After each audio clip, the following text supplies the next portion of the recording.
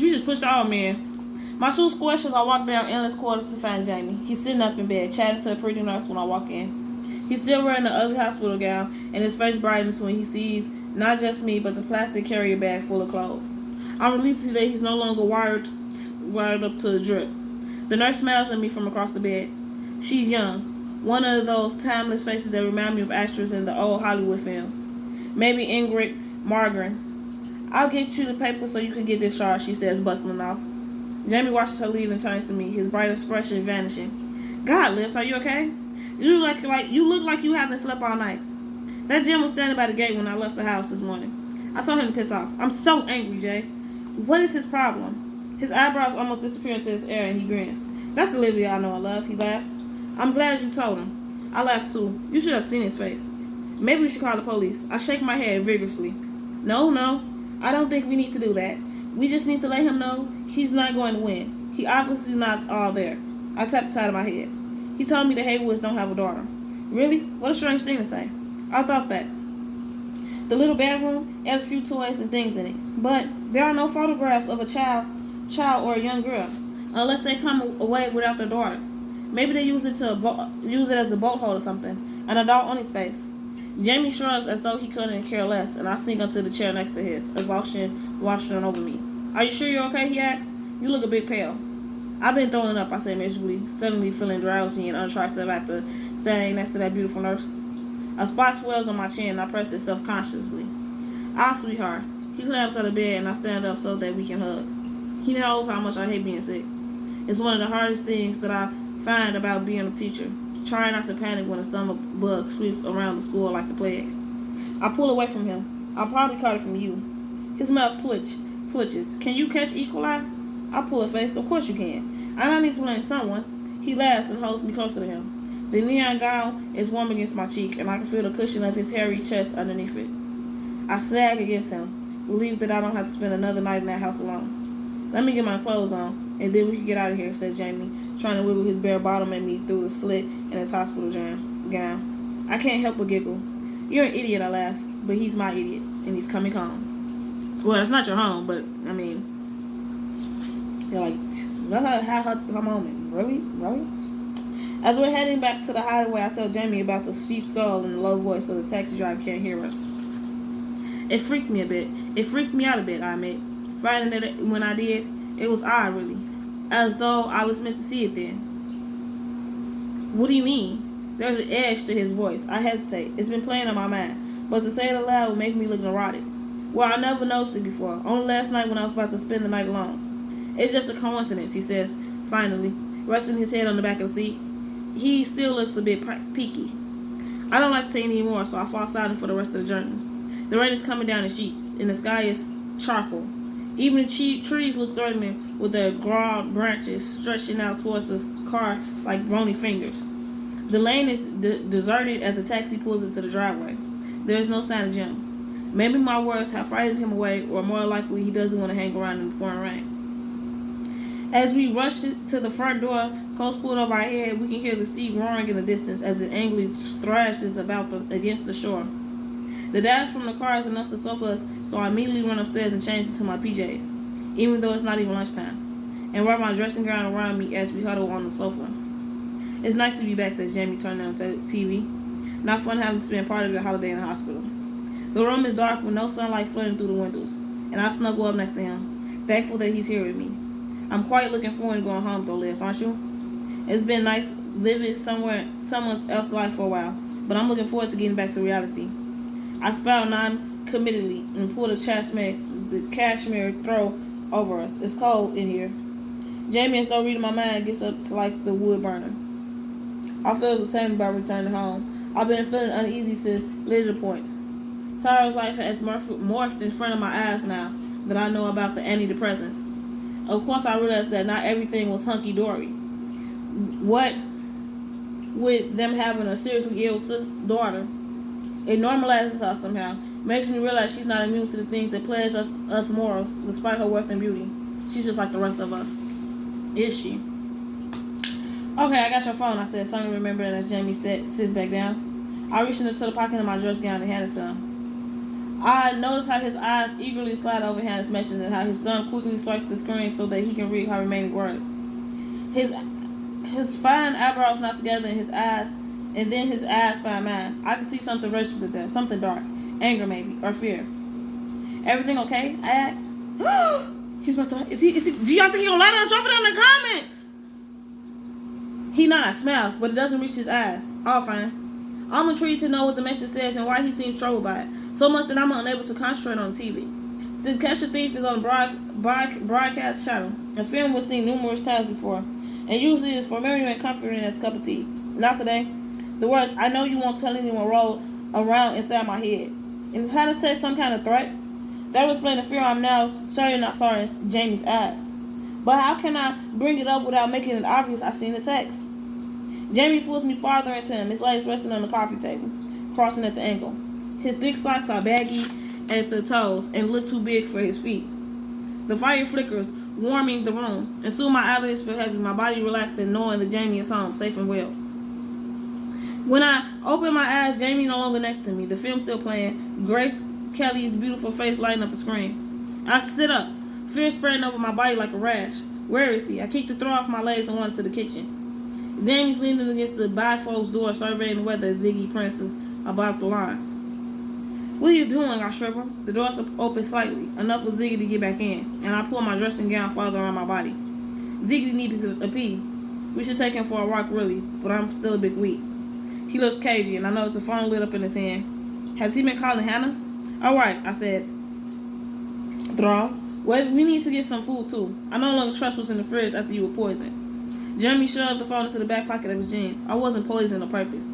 Unless you poisoned me. You cooked the sausage after all." I thump his arm. "You have cooked them yourself. You always do it for me. You probably think I'm not capable." He doesn't smile as he says it, and the bark hovers between us so that the atmosphere in the kitchen feels lighter. "Of course I do. You're a good cook. There was a time, so Florian informed me once, where Jamie had a mission of being a chef, until his mom talked him out of it. Sylvia wanted him to be Dr. like his father. Because computer studies was a compromise. Maybe they were out of date. We should have checked." I rested the fridge open. All this food I seen this May, plates, Selton milk, we can't trust any of it. Jamie says, "You being paranoid, Lips. I wish you stopped saying it. It's really condescending." I snapped. "Look, this pate is well out of there," I said, picking it up and slamming the package. "It's practically open. Didn't you say you had some of the toast on the toast the other evening?" He doesn't answer, so I slam the fridge door and whirl around to face him. His attention is no longer on me, but on Ziggy, who's walking toward him. His clothes sleek with rain, his paws and legs splashed brown with mud, leaving prints on a wooden floor. In his mouth he's carrying what looks like an old rag or a piece of clothing that he dug up from the garden. He drops it at Jamie's feet and we stare down at it. Shock renders me speechless because I recognize it straight away. It's one of Tara's expensive corsets, torn and covered in blood. Oh my God!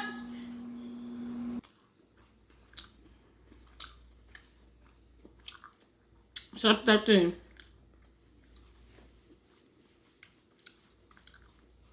Jamie insists on calling the police despite my pleas. It doesn't mean anything, I protest. But even if I say it, I know I'm lying. Of course it must mean something. The corset is torn in such a way that it looks as though it's been violently ripped from my body. And the blood? Is it Tiara's? I feel sick as we wait for the police. Jamie paces the room. This just feels so wrong, Lips, he mutters over and over. Ziggy stares at him, unaware of the drama unfolding thanks to his find. I know, I say in a small voice, but I don't want to get involved. He spins around, his eyes blazing. So what do you suggest we do? Go back to Bath and pretend we haven't found it? And what the fuck are we going to find when we get back to our flat? Phillip Heywood could be some kind of psycho who's killed our wife. Who killed his wife for all we know? A loud knock on the door makes us both jump. Jamie goes to answer and I sit on the sofa, my legs jiggling, wishing I got dressed before the police arrived. Grace Kelly's face is frozen on the screen and smile. I get up and turn the TV off. Two uniformed officers walk in the room, bringing with them the smell of rain. One officer looks like he should still be in school. They tell us their names, but I forget them straight away. I can barely concentrate. The older one with straight brown hair and an unremarkable face asks us to show him the underwear. We troop after Jamie to the kitchen. The crosshead is still by the bifold doors where Ziggy dropped it. The material is a light color, maybe cream or pale pink. It's hard to tell. It's so soiled with blood and dirt. Have either of you touched it? Asks the older policeman while the younger one picks it up with tongs and places it into the plastic bag. I shake my head and Jamie says no. Like I said on the phone, our dog dug it up from the garden. He looked so puce. The older officer retrieves a notebook from the pocket of his jacket and flips it open. I'm going to have to take a statement. Of course, says Jamie. This isn't your house. We're doing a house swap with Phillip and Tara Heywood, explains Jamie. Do you know them? We never met them. My wife organized it after they put a note through our letterbox. The officer turns to me with a skeptical look on his face. That's a rather unusual way to go about things. I can feel myself blushing. We needed a holiday, I say lamely. Jamie turns to me frowning as the police officer consults his notes, and I throw my hand up to say, I panicked. So you're saying this house belongs to a Phillip and Tara Heywood, he continues, glancing up at Jamie. Yes. And I assume you have details for them. I do, I say. I disappear into the living room to get my phone, and then try back into the kitchen. Reeling Phillip's number off, and the policeman scribbles it down. I can feel the tension coming off Jamie like steam. I have to concentrate on keeping my hands and legs still. I want to run far away from this place. Have you spoken to Tara Heywood at all? He says, looking from Jamie to me. No, I've just spoken to Phillip. On the phone, I say. So you have not seen Tara? I've not seen either of them. It's just conducted by phone after the leaflet came through the leather box. Right, of course. He rubs his hands over his chin. Obviously, we're going to contact the Heywoods, but unfortunately, you can no longer stay here. Are they still at your property? No, says Jamie. Phillip called my wife yesterday to say they were leaving. So you return to your flat. His eyes are hard as he assesses Jamie. Well, yes. It looks that way, says Jamie.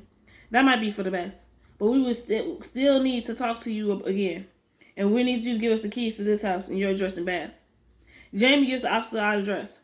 The younger policeman has peeled back the bifolds and is standing in the garden looking down at the hole in the ground where Ziggy must have found the corset. The rain is so heavy that a mist has formed, thick and gray, so that I can no longer see the steps that lead to the beach. What will they do now? Will they get a team in and comb the garden looking for further evidence of a crime? I think of the implements in the basement, the scalpels and knives. Felix is used to skinning animals. He's a surgeon. He heard Tara? Have we been living in a house oblivious while all the time she's buried somewhere in the garden? Jamie is unusually quiet on the drive home. The rain is so heavy that the whispers are on full speed and they squeak as they pan back and forth. We're both in shock, shyly reeling from what we found back at the house. The other things, the taxidermy in the basement, the surveillance equipment, the skull in the tree, the footprints, even Jim are bad enough. But the underwear, the blood, every time I recall it, a chill runs through me. I worry about Jamie driving the 3-hour journey when he's still ill. But I've lost all confidence since nearly killing us both in the near accident the last time I was in charge of a car. It's dark by the time we pull into our street. Jamie manages to find a parking space right outside our building. I'm relieved to be home, but my stomach clenches every time I think of walking back inside our flat. What have the Heywoods left behind? Did they leave something behind? Is he waiting for you to come home so he could kill you? Y'all like to quiz. He did tell him next day. He did. So he might not be there to try to kill him. The pavement is polished with rain. I get out of the car and standing at the familiar creamy bathstone walls with the blackened stain around the middle so it looks like the house is wearing a belt.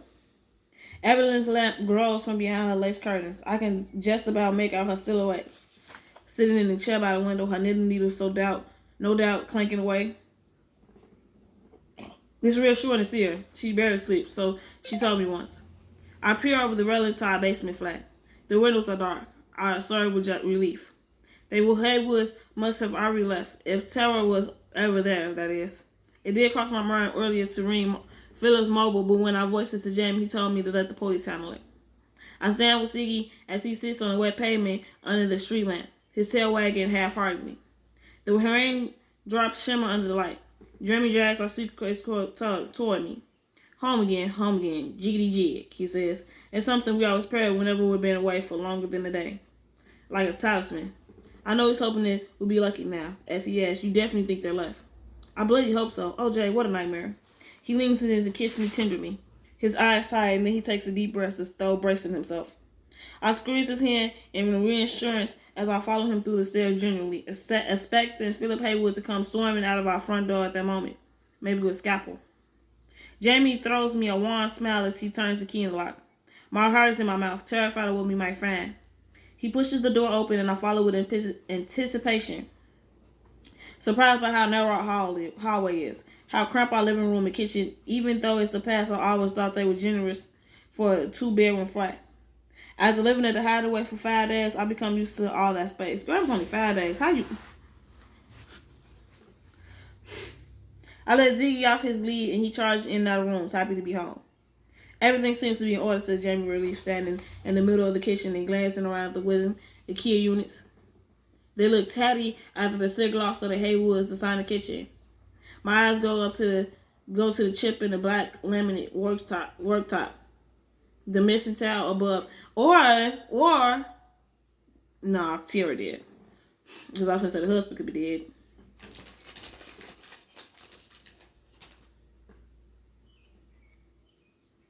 It smells different, I say. A scent hangs in the air that wasn't evident before. Not perfume exactly, more incense. And there's an empty glass on the worktop. I pick it up and examine it, noting the lipstick on the rim. A dark purple smudge. So a woman has been here. Tara, I place the glass in the sink, not sure what to think. Jamie leaves the room and I flip around the kitchen opening. Now, whether that's the twister, like we thought it was the wife, but they got into it and then somebody came in and killed the husband.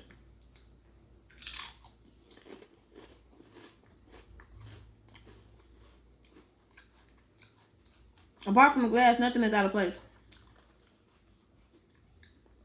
I found Jamie sprawled on our shabby sofa that was covered in dark hairs, looking more relaxed than he ever had on Heywood's furniture. But his pallor is gray with exhaustion. I perch next to him, worried. Are you all right? Just tired. I'll make a cup of tea. I leave him laying there watching an old episode of QI and go to our bedroom. I stand in the doorway assessing the room, worrying about the couple who had slept in our bed. I feel violated somehow, knowing that they have stayed here, feeling as though our lovely flat, our sanctuary, has been tainted by something unseen, almost as though unsavory spirit has pervaded this place, changing the energy. I run my hand over the duck A blue velvet cover. It looked rumpled, as though recently used.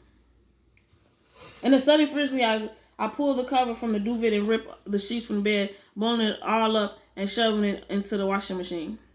I put clean linen on the bed and then slumped to the floor, my broken arm aching. My eyes catch something on the floor by my bedside table, and I bend down to pick it up. It's a silver necklace, a St. Christopher, its fine chain shining beneath my fingers. I frown, a memory blooming and then fading in my mind so that I can't quite grasp it. I drop the necklace in the pocket of my cardigan. I guess have looked after the place. There's no doubt about that. It's almost as though they haven't been here. If it wasn't for the glass, the rumpling bedding, the strange smell in the air, I would assume the place had been standing empty. Then I remind myself that they probably haven't been here much anyway, spending most of the time at the hospital with their daughter. I contemplated whether to get the vacuum cleaner out or if it would disturb Evelyn above us when I remember Jamie's cup of tea.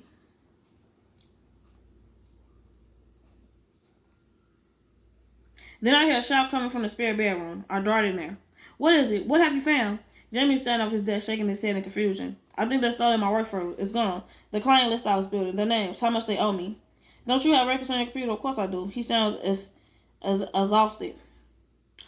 But I made hard copies. They've obviously been in here, ruffled around. He bends over and starts pulling at drawers and rumbling through the endless paperwork that he never got around to sorting out. Why didn't you lock the drawers? I asked in dismay. He stands up and runs his hands through his hair in frustration. I didn't think. What the hell are they planning to do in my folder? I'm trying not to panic, because that would tip Jamie up over the edge. He doesn't lose his rage, but his illness comprehended with the long drive and the shock of what happened on holidays taking its toll. We should have locked the desk or hidden our paperwork. Everything important is in the study. Our bank statements, our mortgage details, our deeds for the flat. The filing cabinet is heavy as I haul the drawers open, my heart in my mouth. Please let everything be in order. I will as my fingers flick through the papers. I suggest a house swap in the first place to give Jamie a break, but it has only succeeded in making him more stressed. Jamie, I cried when I found the photo he's looking for. It's here. He's by my side in an instant. I hand it to him and his whole body visibly relaxes. Oh my God, he says. I'm so sure I put it in my desk drawer. It doesn't look like anything has been taken. Jay, don't worry.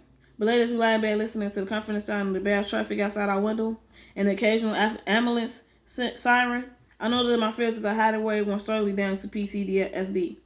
That had been reason to worry. The strange things that took place there, the man at Lizard Point, the bloody underwear in the garden, maybe even Jamie's food poisoning.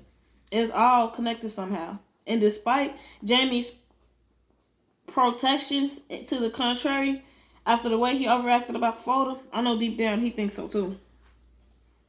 Chapter 14. The next morning I leave Jamie in bed to recover and knock on Evelyn's front door. It occurs to me during the night when I woke up in a cold sweat that she would have met Phillip in terror when they came to collect and give back our spare key. Evelyn's red face breaks into a huge grin when she sees me standing on her doorstep. She seems to have aged in the weeks since I last saw her. Evelyn is tiny, not even 5 feet tall, and walks with a stoop. Her silver hair is always tied back into a neat bun at the nape of her neck. Livy, my love, come in, she says, beckoning me over the threshold. I step into the hallway. I love Evelyn's house. It's the two floors above us with original Victorian conquering high ceilings and patterned floor tiles in the hallway, creams and browns with blue flowers at the center of each square. Not to mention a huge garden, which would be perfect for Ziggy. Jamie confided in me once that he hoped by the time Evelyn was ready to move on, we would have enough money to buy her place.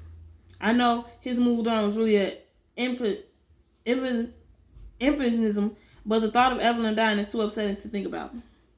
I follow her into her elegant front room. She calls it her drawing room, and sit on one of her Louis-style chairs. I thought I heard you come home last night, she says, offering me a cup of tea, which I decline. I'm completely gone off tea. I hope we didn't disturb you. Her eyes twinkle. Not at all. You know me, never sleep. Did you have a lovely holiday? She leans forward in her chair and studies my face. She has a way of looking at you so intensely it feels like she can read your every thought. I find myself telling her everything then, the words spilling out of my mouth in my desperation to unburden myself. She flinches when I describe finding the torn, bloody clothing. When I finish, she listens to me steadily. My goodness, she says eventually. That's quite some holiday. I burst out laughing. I can't help it. It feels like a release. She laughs too, and then her face grows serious again. It all sounds very strange, Libby, particularly the clothing. Do you think it's Mrs. Heywood's blood?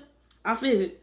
They haven't said yet, but it looks like the kind of thing she'll wear. I try not to squirm under her unwavering gaze. I notice how similar items in her drawer. I haven't been explicit about what clothing we found. I feel uncomfortable talking about corsets to my 80-year-old neighbor. The thing is, Libby, my love, you know nothing about them before you let them stay in your flat, did you? I grimace. She notices. All I know is what you young people do nowadays with all this Airbnb nonsense. I assume she's talking about Airbnb. I don't correct her. But I don't know, she continues. You letting strangers into your life, aren't you? With all their funny ways, all their baggage. And I'm not just talking about their suitcases. I'm worried though, Evelyn, about Tara. Obviously, I'm going to assume something violent had happened, wouldn't you? Well, yes, of course. Did Phillip Heywood come by for the key? Yes, a man came. Youngish, older than you. Maybe mid-30s. I couldn't say exactly. When you get to my age, everybody looks young. She chuckles and sits back in her chair, folding her powerful hands on her lap. The veins crisscrossing her skin are lumpy blue-green. My heart grows out to her. Imagine her sitting in her room day after day with only her many photographs that line the mantelpiece and memories for company. I make a vow to myself to come and visit her more often. As far as I'm aware, she never has any visitors. She's mentioned a nephew once. I remember because she described him as her only living relative, who was unlikely to procreate because he's a homosexual. She whispered the word homosexual as though it wasn't supposed to be spoken aloud, reminding me that we were from different eras despite the fact she's only my closest friend. Was a woman with him, his wife? It isn't until I asked that I realized how desperately I want her to say yes. The thought that Phillip has killed Tara at the hideaway and buried her in the garden for my dogs to find is too horrible to contemplate. She shakes her head, shivered twin wheels of hair bound along her jawline. No, he turned up for the key alone. Although a few days later, That Wednesday, I think, she scrolls as she tries to recall. Yes, it was definitely a Wednesday because the white recycling men came. Anyway, I saw a woman outside by the bins. It was quite dark. Oh, thank goodness, I say, exhaling with relief. So Tara was with him. Which means she's still alive. But if it's in Tara's underwear that we found in the garden, then whose is it? Her expression darkened. You know, he never returned with the key. In fact, I got the sense that he was hardly at your place. No lights were ever on, apart from that first night. Maybe they were at the hospital. They might have been able to stay the odd night with their daughter. I suppose. I did hear a bit of noise. I suppose it was yesterday, but it might have been Wednesday. She frowned. One day emerges into another for me. What sort of noise?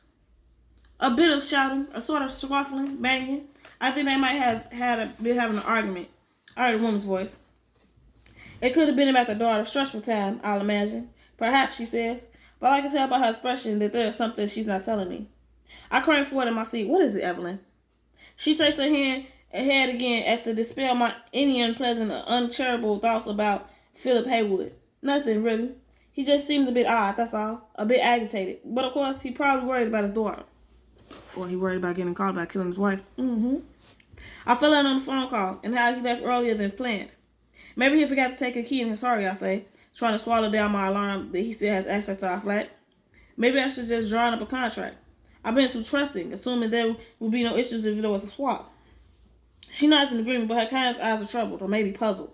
I can't quite work it out. It's as though she's trying to access a thought or concern that is just out of reach.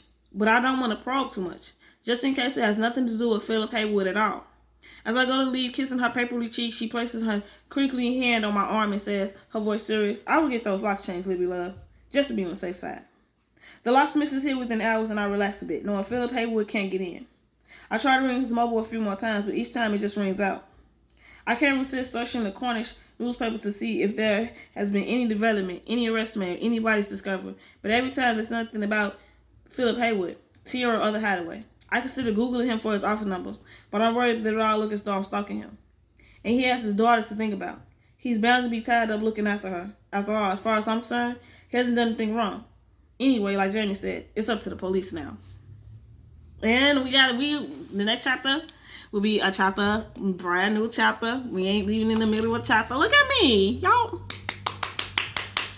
And we is at the halfway part. We is at page 119 out of 326. So we halfway there.